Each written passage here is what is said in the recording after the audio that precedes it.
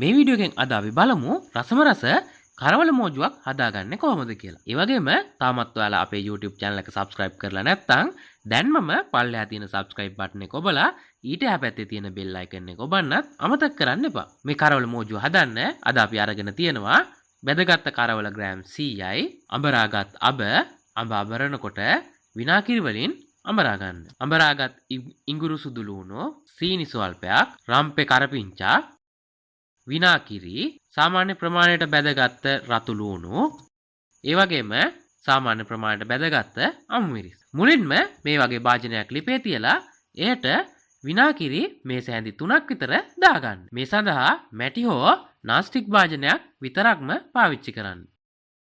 විනාකිරි ටික රත් වෙගෙන එනකොට එයට අබ පේස්ට් එකෙන් තේ හැඳි 2ක් දාගන්න.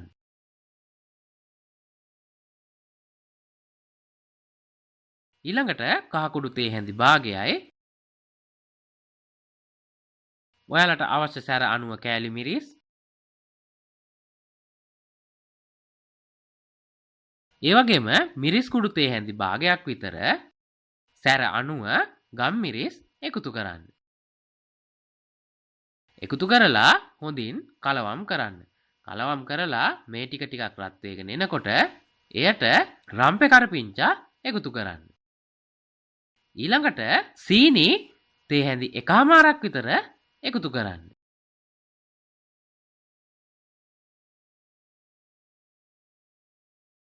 එකතු කරලා හොඳින් කලවම් කරලා තලාගත්ත ඉඟුරු සුදු ලුණු දාගන්න.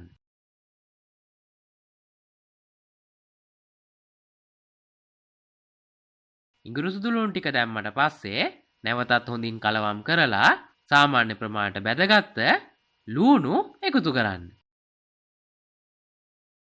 ඊළඟට සාමාන්‍ය ප්‍රමාණයට බැදගත්ත අමුමිරිස් එකතු කරන්න. අමුමිරිස් බදිනකොට අමුමිරිස් වල මැදින් පුංචි පැලුමක් දාලා බැද ගන්න. මොකද එහෙම නැත්නම් අමුමිරිස් පුපුරන්න පුළුවන්.